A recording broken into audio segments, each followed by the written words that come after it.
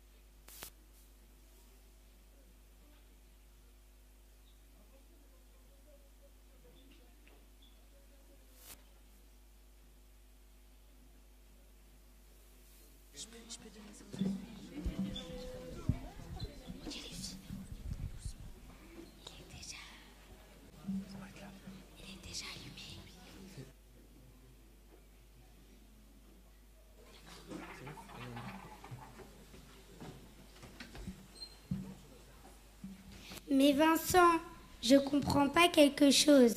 Tout à l'heure, on a chanté par le voile déchiré. Mais qu'est-ce que ça veut dire? Pour être chrétien, il faut déchirer un voile. Je vais vous raconter une histoire, l'histoire de Dieu. Dieu créa Adam et Ève. Ils étaient tout le temps ensemble. Mais un jour, Adam et Ève pécha. C'est alors que le péché entra dans le monde. Tous les hommes étaient séparés de la présence de Dieu. Mais un merveilleux jour, Jésus, le Fils de Dieu, s'est sacrifié à la croix, portant notre péché. C'est ainsi que le voile fut déchiré et que la présence de Dieu redevenue accessible à tous les hommes. C'est vrai? Waouh!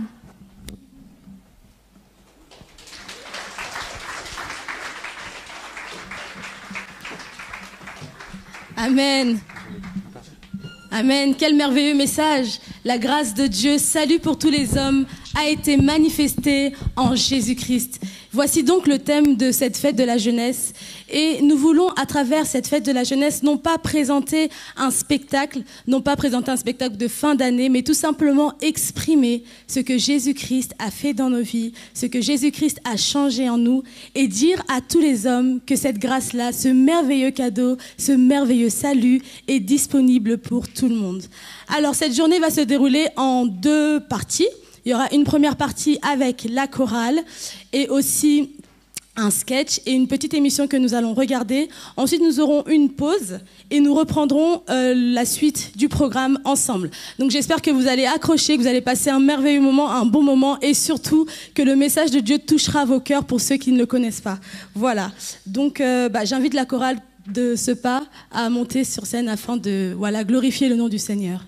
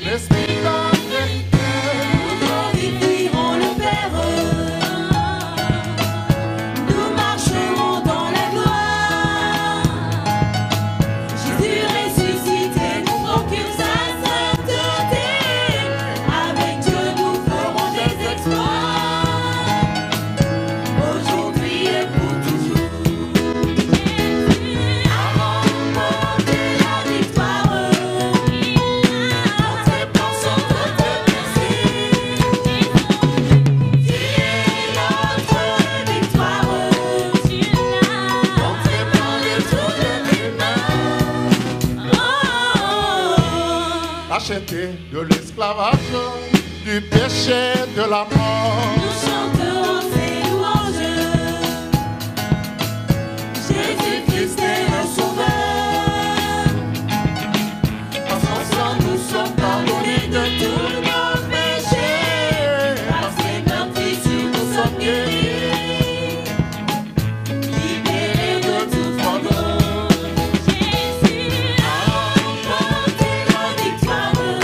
Il a monté par son côté percé. Disons-lui, tu es notre victoire. Tu l'as monté par les trous de tes mains. Jésus a remporté la victoire. Monté par son côté percé. Disons-lui, tu es notre victoire. Tu l'as monté par les trous de tes mains. A remporté la victoire. Monté par son côté percé. Disons-lui, tu es notre victoire. Monté par les trous de tes mains. Jésus a remporté la victoire. Il a monté par son côté percé. Disons-lui, tu es notre victoire. Tu l'as monté par les trous de tes mains.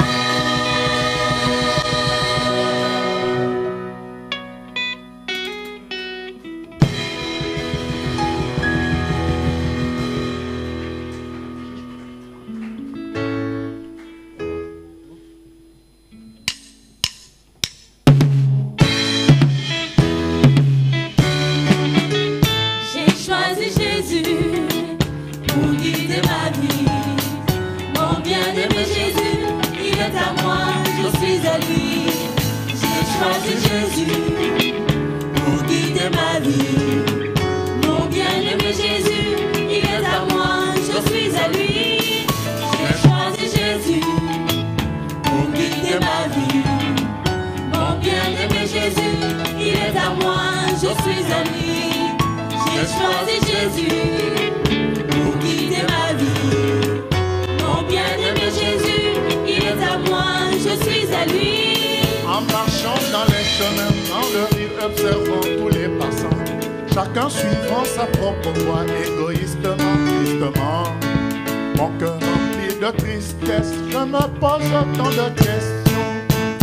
Savait-il qu'un jour ils connaîtront la mort et qu'après la mort ils feront face au jugement? Moi j'ai choisi Jésus pour guider ma vie. Mon bien-aimé Jésus, il est à moi, je suis à lui. J'ai choisi Jésus pour guider ma vie. Mon bien-aimé Jésus, il est à moi, je suis à lui. Jésus me conduit Amen. aux portes du ciel. Là-haut, plus de misère, plus de souffrance, tout est si bon. Jésus me conduit aux portes du ciel. Là-haut, plus de misère, plus de souffrance, tout est si bon. Jésus est descendu pour me rapprocher de mon Père mes yeux. Il n'a pas tenu de ma vie passée dans le péché. Par sa mort et sa résurrection, je suis créé de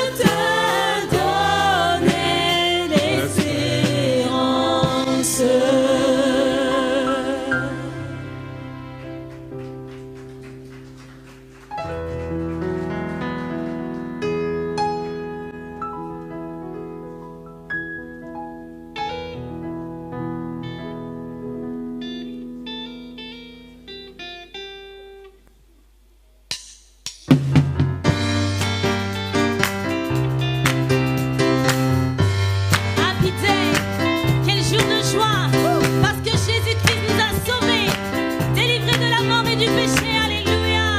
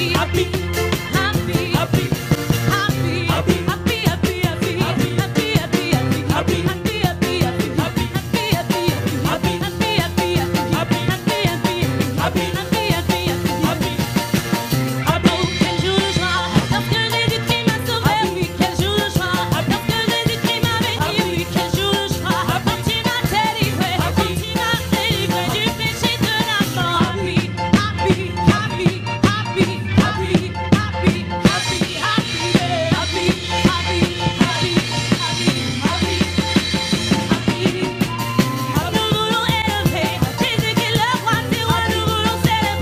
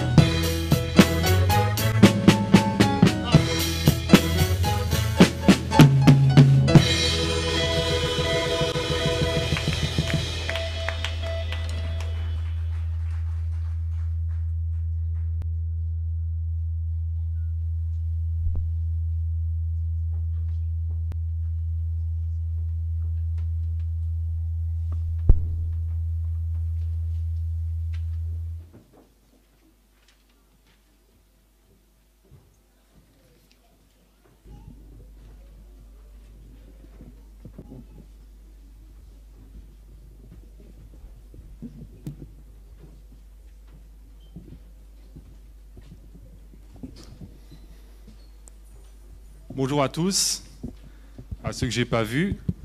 Le groupe des jeunes de 10 à 14 ans va vous présenter un sketch qui parle de la grâce de Dieu. Et j'aimerais ajouter quelque chose, dire que la grâce de Dieu est nécessaire, elle existe parce qu'il y a un jugement. Et souvent, beaucoup de gens ont l'idée de la balance, si on a fait plus de bien que de mal, on ira au ciel. Ça ne marche pas comme ça avec Dieu. La Bible dit que si on pêche contre un seul commandement, on est coupable devant toute la loi de Dieu. Donc une seule fausse note nous disqualifie. Les exigences de Dieu sont tellement parfaites qu'aucun humain ne peut y satisfaire.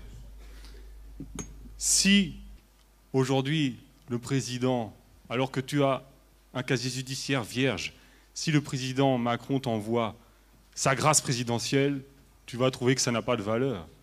Mais si tu es condamné à la prison à perpétuité, ça aura vraiment une valeur. C'est parce qu'on est condamné par nos péchés que la grâce de Dieu est précieuse. Et quand on n'a pas réalisé qu'on est condamné par nos péchés, on passe souvent à côté. Donc je laisse le sketch expliquer le reste. Que Dieu vous bénisse.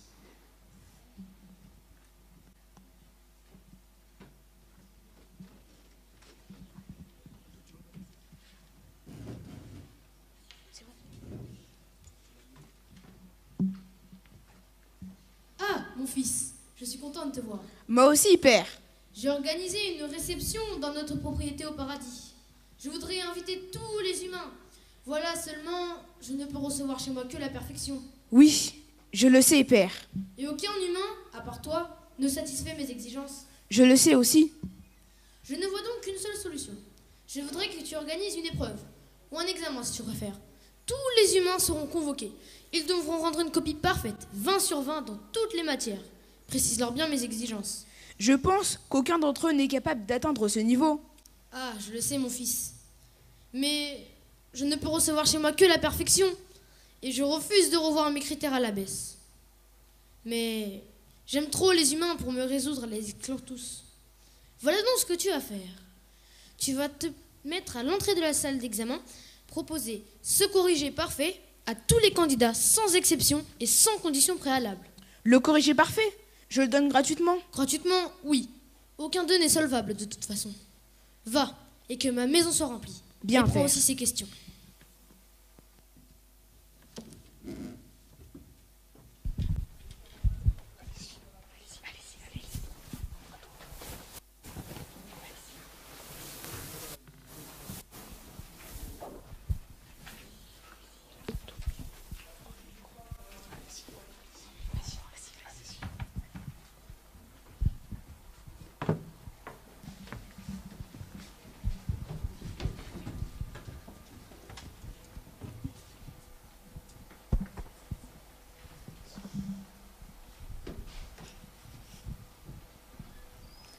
Excusez-moi, c'est bien ici le concours d'entrée au paradis?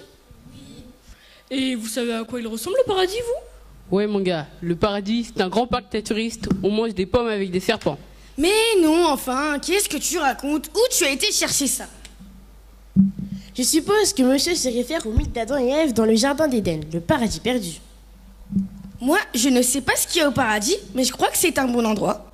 Ma grand-mère me disait souvent que le paradis, c'est the place to be, là où il faut aller.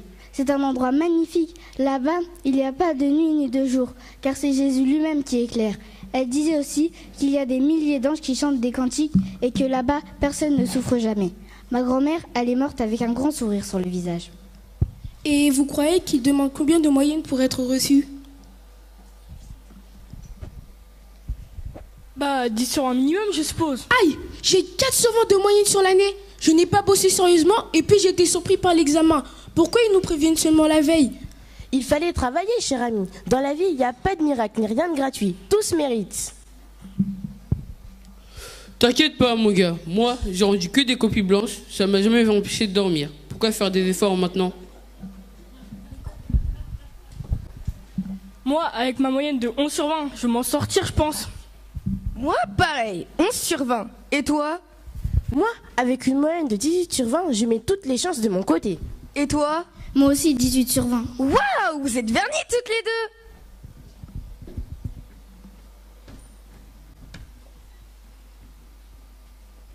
Bonjour à tous. Bonjour. Je me présente. Je suis le fils du recteur de cette université. Je suis envoyé par mon père pour vous préciser les conditions de l'examen. L'épreuve portera sur 10 matières différentes et pour être reçu, il vous faudra obtenir 20 sur 20 à toutes les matières et sans exception. Vous dites 20 sur 20 à toutes les matières? Mais c'est impossible! C'est absolument indispensable. Le recteur n'acceptera pas d'autres conditions d'admission. De toute façon, ça sert à rien de bosser. Tout le monde va se ramasser. Mon père, le recteur, m'a aussi demandé de vous remettre ceci.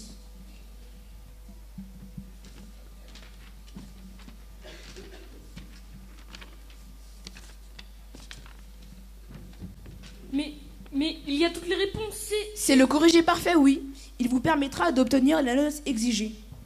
Mais je ne comprends pas. Pourquoi exiger de nous la perfection tout en nous donnant les réponses? C'est le seul moyen de concilier exigence parfaite et amour parfait. Eh bien, je crois que l'heure de l'épreuve est arrivée. Je vous invite à entrer. Excusez-moi, c'est vraiment le corrigé parfait, je veux dire avec toutes les bonnes réponses, parce que moi j'ai eu des mauvaises notes avant, alors... Raison de plus pour l'utiliser. Ce n'est pas de la triche? Non, puisque c'est le recteur lui-même qui vous l'envoie. Ah là là, merci à vous. Vous remercierez monsieur le recteur de ma part. Je n'y manquerai pas. Je vais pouvoir être reçu. Je vais pouvoir être reçu. Quelle grâce!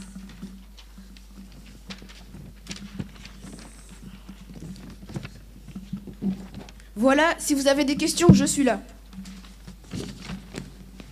Hé, tu as répondu quoi à la question 3? Pourquoi tu me demandes la réponse? C'est le corrigé aussi. Je ne pense pas en avoir besoin. J'ai 11 sur 20 de moyenne, je vais m'en tirer. Mais t'as entendu le fils du recteur? C'est pas 11 sur 20 que son père exige, c'est 20 sur 20. Mais c'est pour nous mettre la pression qu'il a dit ça. Quelle pression puisqu'il nous donne en même temps le corrigé? Justement, je peux pas comprendre ça. C'est pas logique, c'est trop facile. C'est juste que c'est pas ta logique. Moi, je sais une chose, c'est que je vais être reçu au paradis. Alors même si ma logique est choquée, je rentre ce corrigé.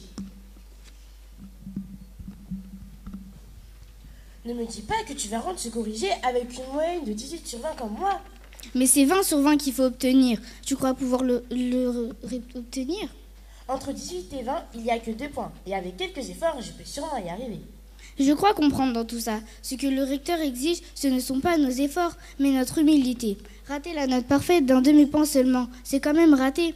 Je ne suis pas capable de ne faire aucune erreur. Alors tant pis pour ma fierté, je rendrai ce corrigé. Ah, c'est ça le problème avec toi. T'as pas de fierté, pas de dignité. Moi, je n'ai jamais rien accepté que je n'ai mérité par moi-même.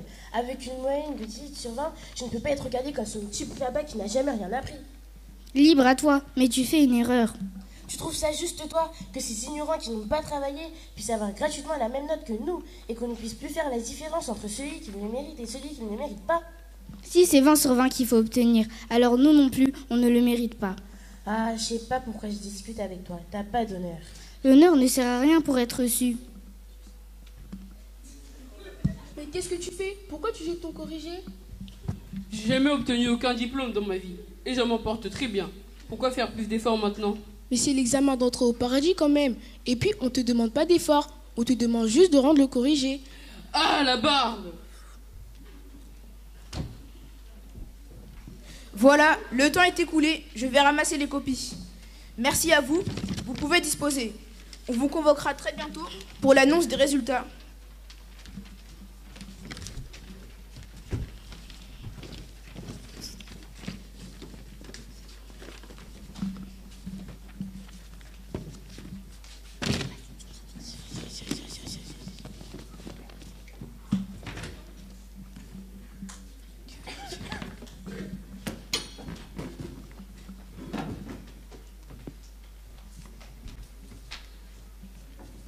Merci.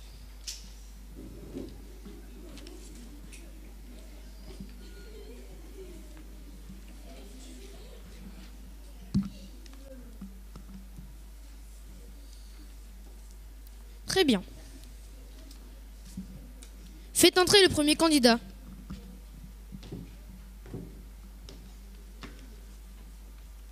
Bonjour monsieur. Je vois que vous avez quitté la salle d'examen sans rendre de copie. Pour quelle raison? J'avais à faire. Vous savez que la note retenue dans ce cas est de 0 sur 20? Vous avez été informé de mes exigences de perfection. Vous avez également reçu le corrigé parfait, afin d'obtenir la note exigée malgré vos antécédents. Pourquoi avoir montré autant de mépris pour ma grâce? Le paradis ne m'intéresse pas. Très bien. Dans ce cas, je te juge sur tes propres paroles. Sois exclu du paradis et va dans le feu éternel comme tu l'as voulu. Garde, emmenez cet homme loin de moi.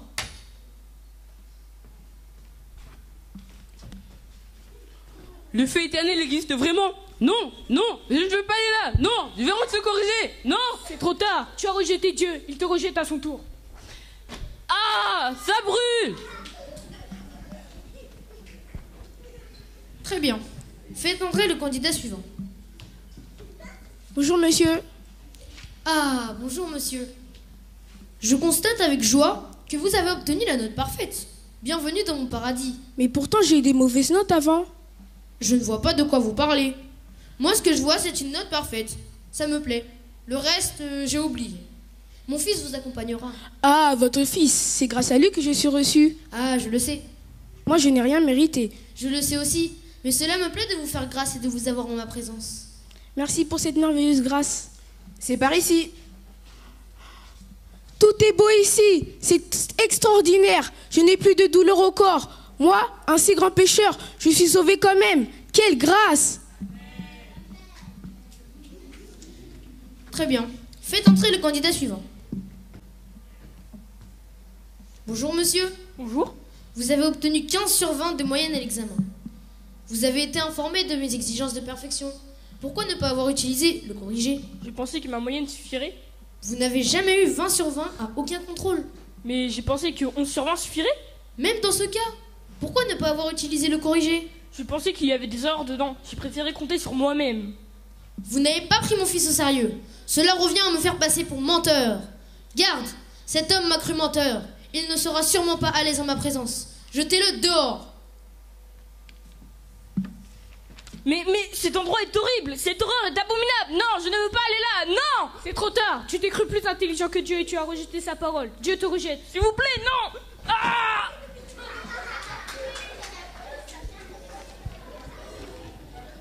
Très bien. Faites entrer la candidate suivante.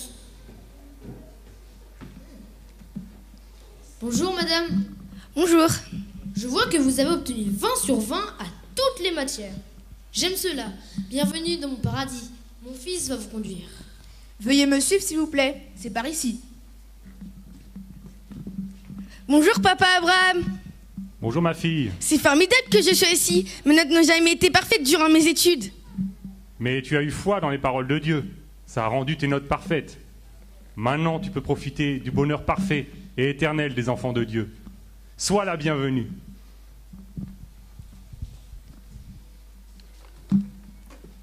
Faites entrer la candidate suivante. Bonjour madame. Bonjour. Vous avez obtenu 19,5 sur 20 de moyenne à l'examen. Waouh, je me suis dépassée là. Voilà seulement, il fallait obtenir 20 sur 20. Vous le saviez pourtant. Je suis sûre que de tous les candidats, je suis la plus proche de la perfection. Écoutez, si une flèche passe tout proche de sa cible, c'est qu'elle a raté sa cible. Si moi j'ai raté, alors tout le monde a raté, car j'ai certainement eu la meilleure note. Négatif, madame. Je viens d'admettre 2 candidats qui ont une meilleure note que vous. Pff, des ignorants qui n'ont pas travaillé et qui ont rendu une copie toute faite. Non, ce sont des gens humbles qui ont reconnu qu'ils avaient besoin de ma grâce. Vous aussi, vous avez eu le corrigé. Pourquoi ne pas l'avoir utilisé? Je n'accepte que ce que je mérite et je ne reçois pied de personne. Très bien. Dans ce cas, je connais un endroit qui vous ira bien. Garde, emmenez cette femme loin de moi car je résiste aux orgueilleux et je fais grâce aux humbles. Qu'est-ce que c'est cet endroit? Non, je ne veux pas aller là. J'ai eu tort, pitié. C'est l'habitation que tu mérites. Là-bas, tu ne recevras jamais de pitié de personne. C'est ce que tu voulais, non? Ah, ça brûle, ça brûle. Ah, faites entrer la candidate suivante. Bonjour madame. Bonjour monsieur le recteur. Je vois que vous avez obtenu 20 sur 20 à toutes les matières. Vous n'avez pas compté sur vos capacités naturelles, pourtant reconnues de tous les humains. Vous avez été humble et vous avez compté sur ma grâce. J'aime cela. Bienvenue dans mon paradis. Mon fils vous accompagnera. Si vous voulez vous donner la peine. Merci. Waouh, c'est extraordinaire!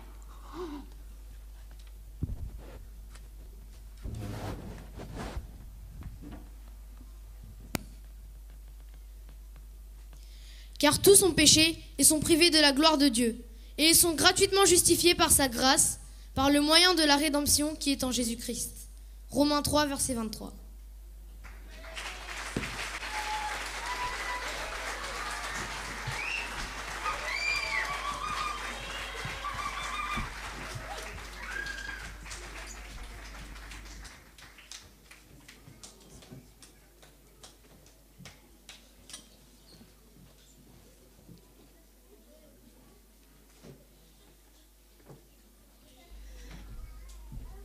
Gloire à Dieu.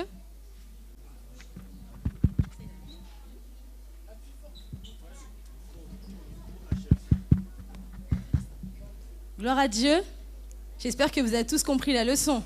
Jésus-Christ est le corrigé parfait. Il suffit juste de le suivre. Il dit dans sa parole, « Je suis le chemin, la vérité et la vie. Nul ne vient au Père sans passer par moi. » Et cela est gratuit, cela est tout simplement simple. Il faut juste donner son cœur à Jésus. Maintenant, nous allons regarder une émission, une courte émission qui raconte aussi comment une personne a fait cette rencontre avec Jésus et comment est-ce qu'elle a accepté tout simplement la grâce, le cadeau parfait de Dieu. Voilà, soyez attentifs et surtout que Dieu vous bénisse.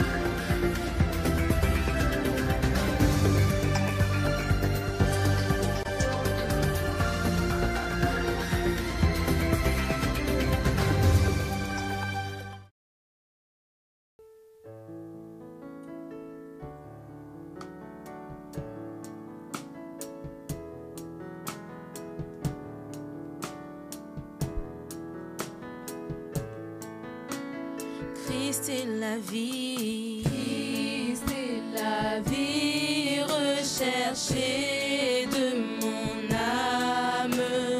Ô Seigneur, soutiens ma foi. Oui, Christ est la vie, Christ est la vie recherchée de mon âme. Ô Seigneur, soutiens.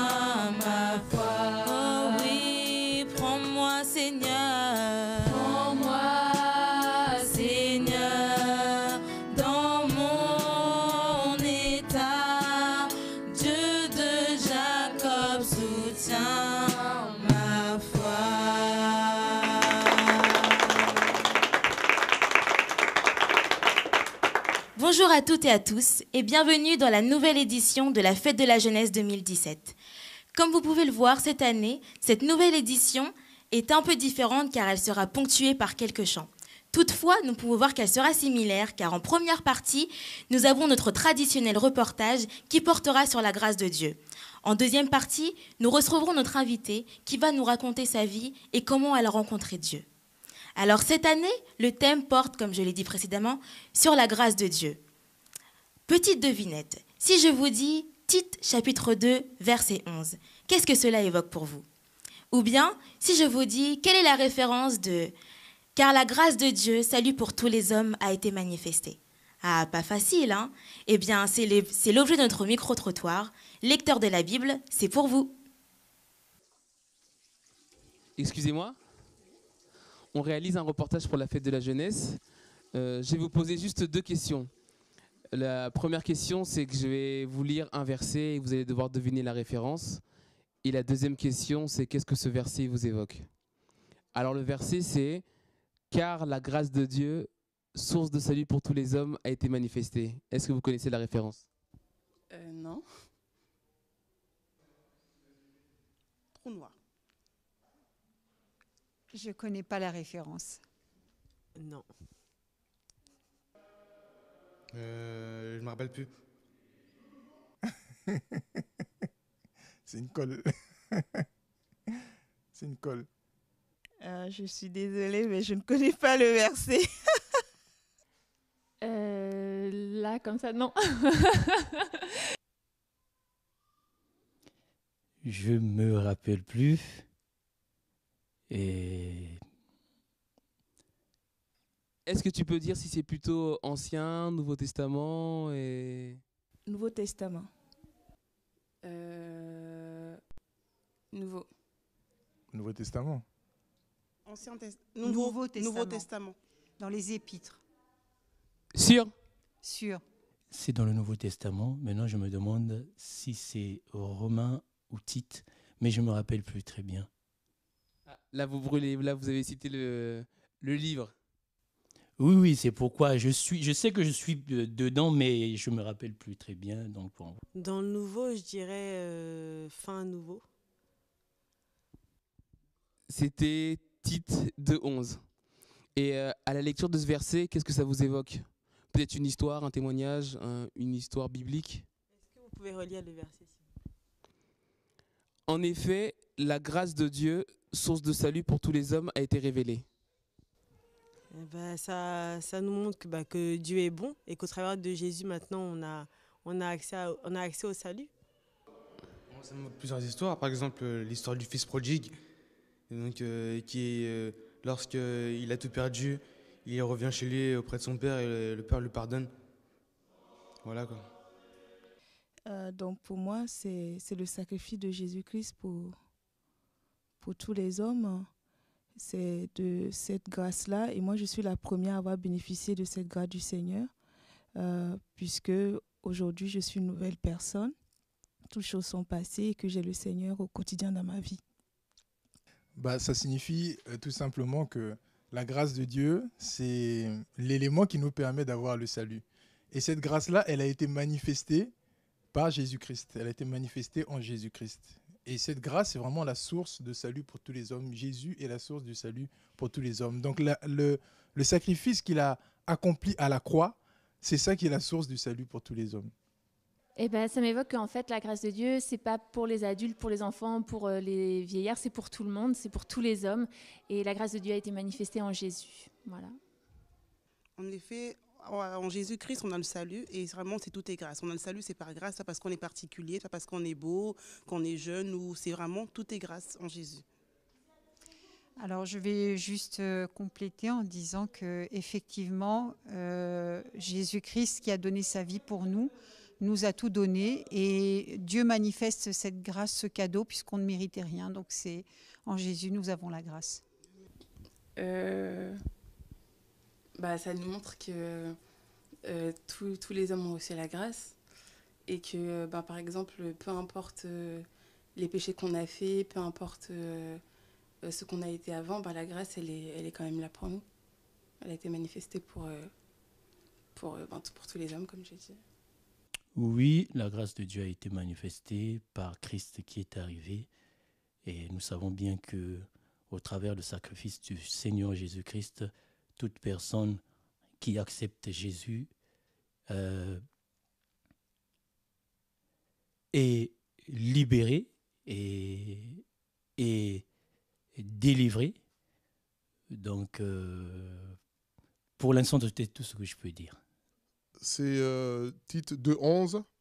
Et qu'est-ce que ce verset m'évoque? Comme ce passage nous dit, il est très clair. Hein. Je pense que même un enfant peut comprendre ce que ce verset évoque. La grâce de Dieu est la source de salut. Et nous sommes sauvés par grâce. La grâce, c'est quoi? C'est que nous n'avons pas à faire d'efforts pour être sauvés, pour aller au ciel.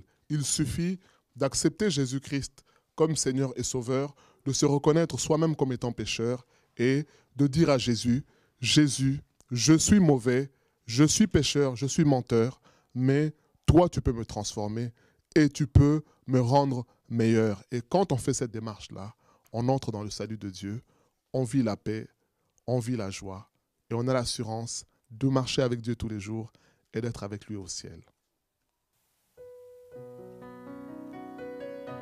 L'amour de Dieu de loin surpasse ce qu'on peut dire. Un cœur humain, il est plus grand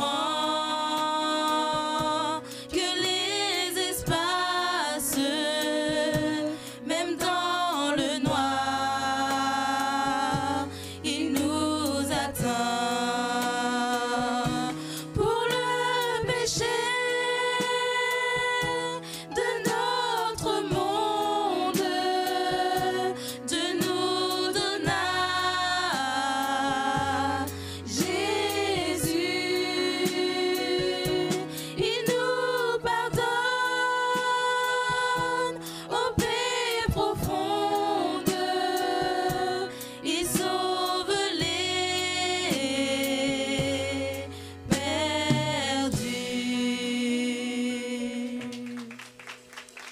La grâce de Dieu, soit la faveur de Dieu accordée pour tous les hommes. Et c'est cette même grâce que notre invité du jour va nous raconter à travers son témoignage qui nous conte comment elle a rencontré le Seigneur. Alors, mesdames et messieurs, c'est maintenant l'heure de notre interview en face à face.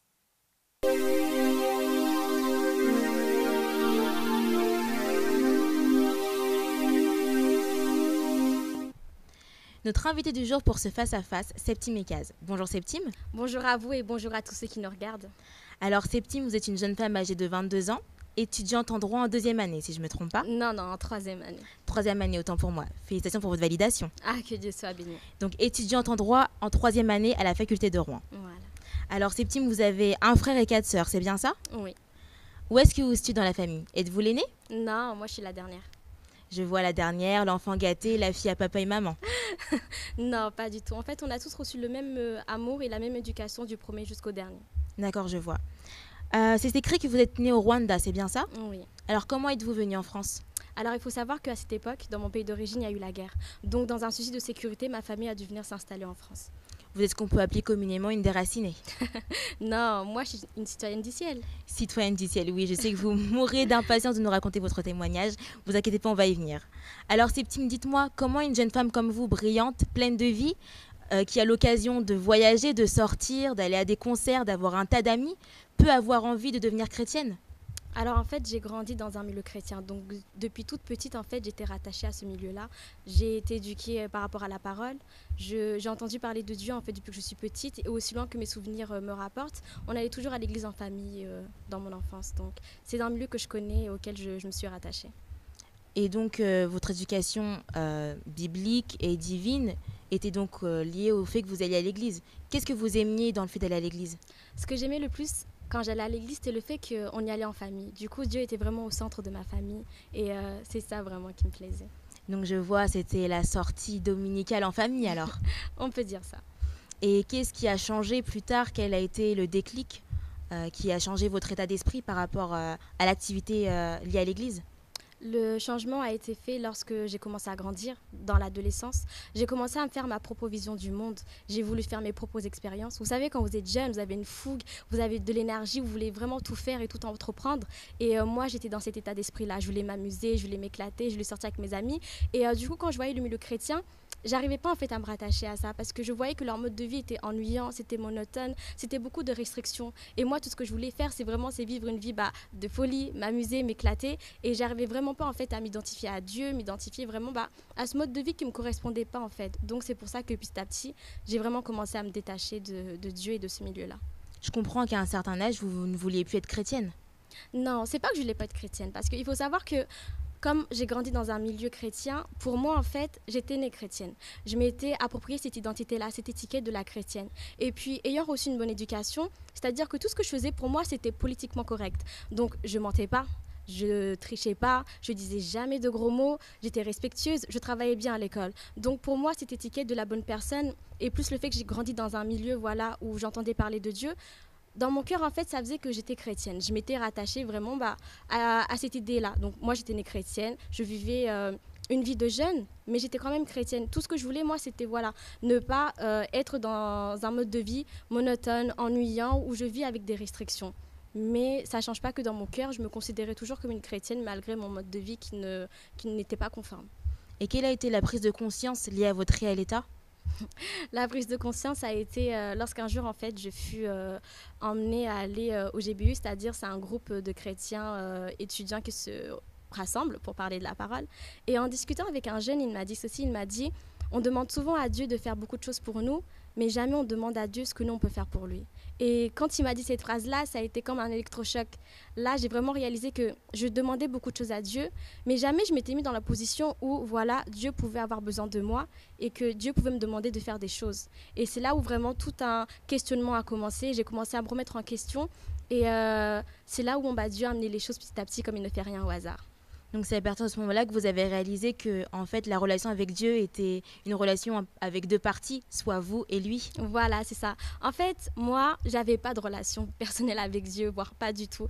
Le seul lien que je pouvais avoir avec Dieu, on va dire, c'était la prière que j'avais le soir. C'était une simple prière c'était une simple prière que je faisais. J'alignais simplement des mots les uns à la suite des autres pour me donner bonne conscience avant de dormir. Donc c'était vraiment la prière du style merci Seigneur pour cette journée, merci d'avoir protégé ma famille, protège-nous durant cette nuit au nom de Jésus, amen. Et je dormais comme ça, sans plus. Donc voilà. D'ailleurs, en parlant de ces prières, est-ce que c'était le genre de prière comme on peut le connaître communément dans les religions catholiques ou dans l'islam, des prières déjà toutes faites à apprendre par cœur ?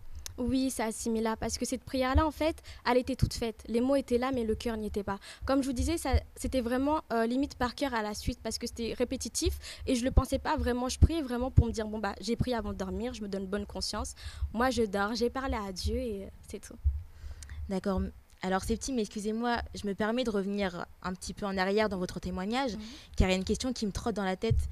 Parce que vous parlez de votre éducation de Dieu, du fait que vous aimiez aller à l'église, mais j'ai l'impression que vous n'avez pas eu cette réelle jeunesse, parce qu'on sait que le centre d'intérêt commun à tous les jeunes, c'est voilà, avoir un copain, une copine, sortir, aller à des concerts, aller à des fêtes. Et j'ai l'impression que vous n'étiez pas du tout participante à ce genre d'activité. Ah si, totalement, détrompez-vous. En fait, moi, j'étais vraiment adepte du « on ne vit qu'une fois ». Donc moi, ce que je voulais, c'était m'amuser, m'éclater, aller au concert, aller en soirée, sortir avec mes copains, faire plein de choses qui me faisaient plaisir à moi, en fait, qui faisaient plaisir à ma chair, des choses que je trouvais bonnes pour moi à l'époque. Voilà, je m'habillais mal, je faisais beaucoup de choses. Je restais toujours dans le politiquement correct, mais au jour d'aujourd'hui, au regard de la parole, c'est des choses qui déplaisent à Dieu. J'écoutais beaucoup de musique du monde, je sortais beaucoup, j'étais beaucoup dans la vanité, dans l'orgueil. Mais en fait, en regardant en arrière, c'est comme si ces choses-là, en fait, pour moi, c'était... j'en étais esclave jusqu'au jour où vraiment Christ me rachète. Je pensais pour moi que c'était la vie, mais en fait, c'était vraiment la mort. D'accord. Et alors, Septime, si je vous évoque la date du 9 avril 2015, qu'est-ce que cela évoque pour vous ? Ah, quel beau jour. C'est le jour où j'ai donné ma vie au Seigneur. Oui, le jour de votre baptême. Mais... racontez-nous votre baptême, parce que je sais que ce baptême a été fait dans un contexte particulier, lié à l'état de santé de votre maman. Est-ce que vous pourriez nous en dire plus à propos de cette période ? Alors en fait, à l'époque, au moment où j'ai voulu me faire baptiser, ma mère est tombée gravement malade. Du coup, il s'en est suivi d'une hospitalisation. Et vu le contexte familial à l'époque, en fait, il fallait être auprès de ma mère. Et du coup, j'ai pendant un moment pensé à décaler mon baptême. Mais dans cette épreuve-là, j'avais vraiment vu le soutien de Dieu. J'avais reçu sa paix, son amour, son réconfort. Et lorsque j'ai vu vraiment qu'il était fidèle en ses promesses, moi, sans hésiter, j'ai vraiment voulu m'engager. Mon choix a été sans appel. Et quel changement depuis votre conversion ? Oh, il s'en est suivi d'un gros changement. Parce que vous voyez la vie ennuyeuse, donc je vous racontais que je voyais les chrétiens vivre dedans, la vie de restriction, la prière, tout ce qui était monotone et ennuyant. Aujourd'hui, en fait, l'amour de Dieu, c'est ce qui fait ma vie. Et à revenir en arrière, je ne pourrais désirer aucune autre vie, en fait, parce que Dieu est vraiment intéressant et il est formidable. D'accord, Septime, l'interview touche à sa fin et la tradition veut que nous donnions le mot de la fin à l'invité du jour. Alors, est-ce qu'il y a un message que vous voulez faire passer à nos chers téléspectateurs ? Alors, ce que je peux vous dire aujourd'hui, c'est que après avoir vécu longtemps dans le monde, les choses que Dieu peut offrir à côté, en fait, c'est incomparable. Donc, si vous avez peur de vous détacher de vos amis, de la musique du monde, des choses qui vous rallient au monde, en fait, vous perdez votre temps parce que les choses que Dieu donne, c'est vraiment incomparable. Dieu est un véritable soutien. Il donne la joie, il donne la paix, il donne l'amour. C'est le bon berger. Donc, les choses du monde ne sont rien vraiment comparable à la gloire de Dieu qu'il peut donner dans votre vie. Dieu vous aime et que Dieu vous bénisse. Chers téléspectateurs, nous arrivons donc à la fin de notre interview. Nous quittons donc avec un chant choisi par Septime qui retrace sa vie et sa rencontre avec Dieu. Et nous nous retrouvons très bientôt dans une nouvelle édition de l'interview en face à face. À très bientôt. Racheté de l'esclavage, du péché, de la mort, nous chanterons ses louanges. Jésus-Christ est le Sauveur. Par son sang, nous sommes pardonnés de tous nos péchés. Par ses meurtrissures, nous sommes guéris, libérés de tout fardeau. Jésus a remporté la victoire. Il a montré par son côté percé. Disons-lui, tu es notre victoire. Tu l'as montré par les trous de tes mains.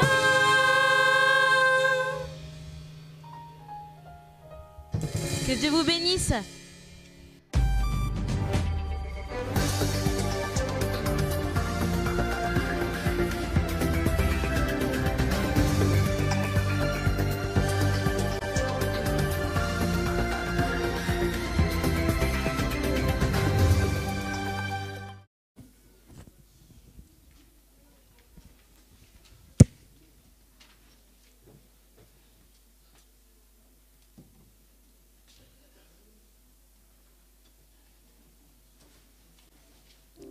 Alors, j'espère qu'après cette émission et cette journée de la jeunesse, vous n'oublierez pas ce verset, Tite 2, verset 11.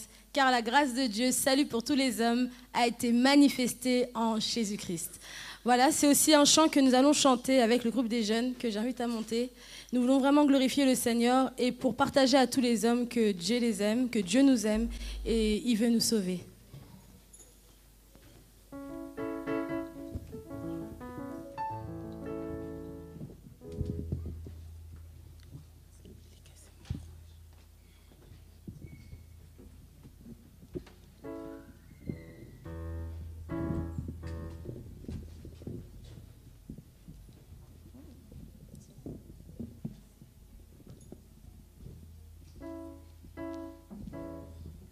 C'est lui qui en a besoin.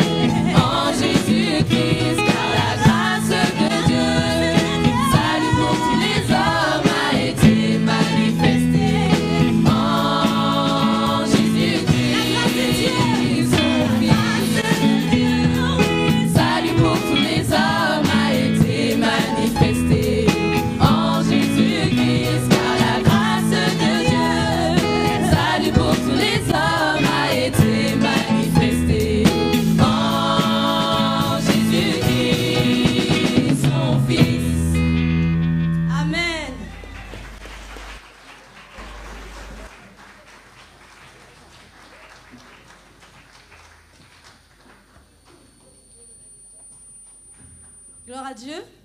Alors maintenant, ça va être un petit moment de pause où vous pourrez aller vous rafraîchir avec des boissons. Et on se retrouve ici dans 20 minutes. Voilà, que Dieu vous bénisse et à tout à l'heure.